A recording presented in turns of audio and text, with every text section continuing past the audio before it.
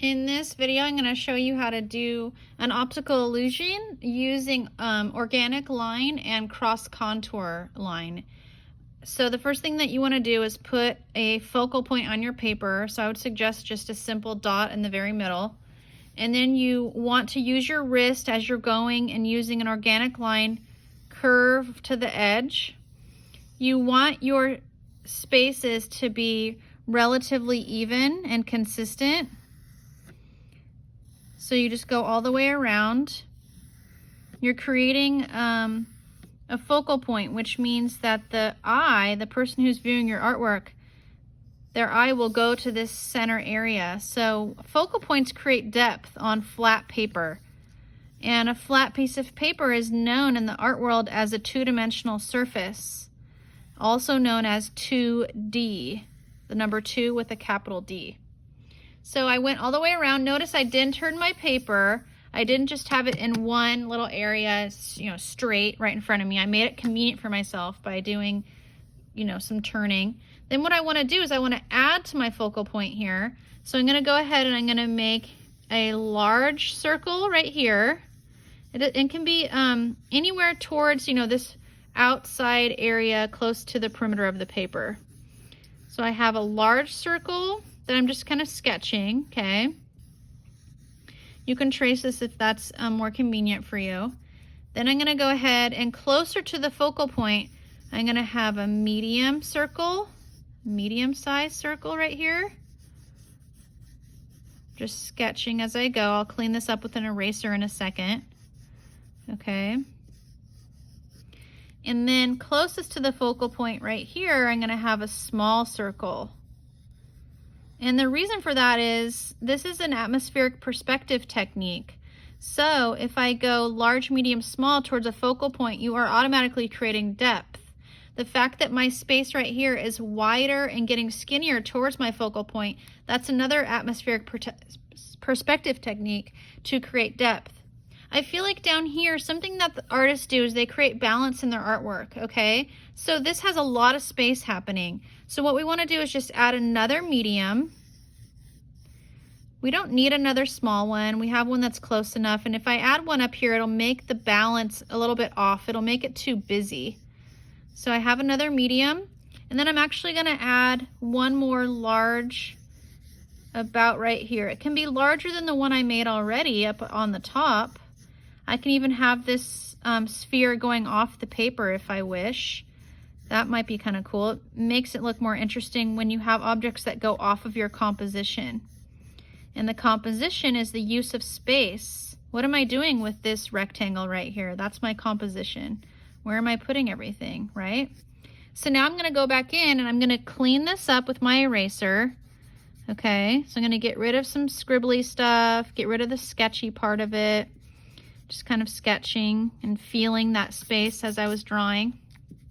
I'm trying to get rid of that as much as I can. And then I'll do the same thing to all the circles, okay? And these are circles right now because they are not spheres yet. They don't have dimension yet. Once I add my cross contour line and then I add my shading, then the circle, which is a flat shape, turns into a form. Once I add shading and any kind of line dimension, then the shape that is flat turns into a form, which is an optical illusion that is three-dimensional, 3D on a flat surface.